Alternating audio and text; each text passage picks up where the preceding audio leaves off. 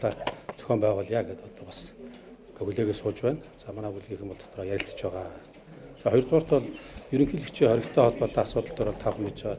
За миний хувьд бол бас энэ манай их хурлын чуулганы засгийн газрыг огцруулах асуудал маань тодорхой хэмжээнд үндсэн хуулийн бол зөрчих гээд байна гэдэг асуудлаас болоод бид бол эрсэнд орохгүй байсан.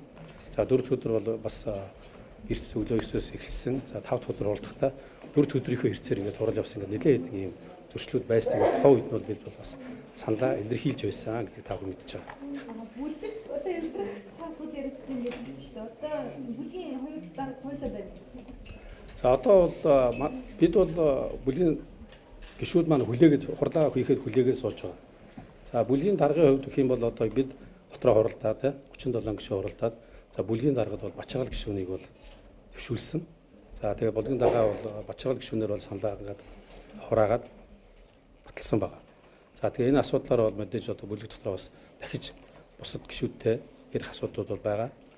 Санал нэгдэхгүй байгаа ч юм ихэд олонхын зарчмаар шийдэгдээд явдаг ийм дүрмтэй. Тийм учраас бол дүрмээ дагаж явна гэсэн ийм бодолтой. Ерөнхийлөгчийн хоргийг хүлээж авах гэхээр яагаад хуралдаж өгөх вэ? За одоо бүлгийн гишүүдийн эрс бүрдэх ёстой тийм үү? Бүлгийн гишүүд эрс бүрдэх ёстой. За бүлгийн гишүүд бас дотроо санал бодлоо солилцож байна. Тийм учраас бол хэлээж байна. Ерөнхийлөгчийн хоргийг хүлээж авах хэсгээр та ямар байр суурьтай байгаа? За мэдээж бол энийг бол одоо би бол хүлээж авах нь зүйтэй гэж үзэж байгаа. Үндсэн зөрчсөн асуудал байгаа учраас энэ дээр бол мэдээж бүлэг бас тодорхой байр суурь илэрхийлнэ.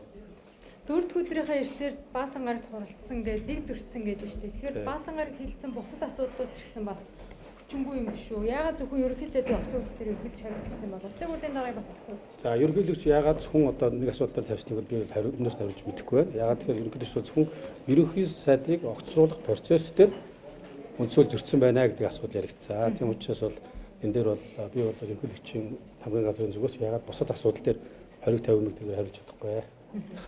За.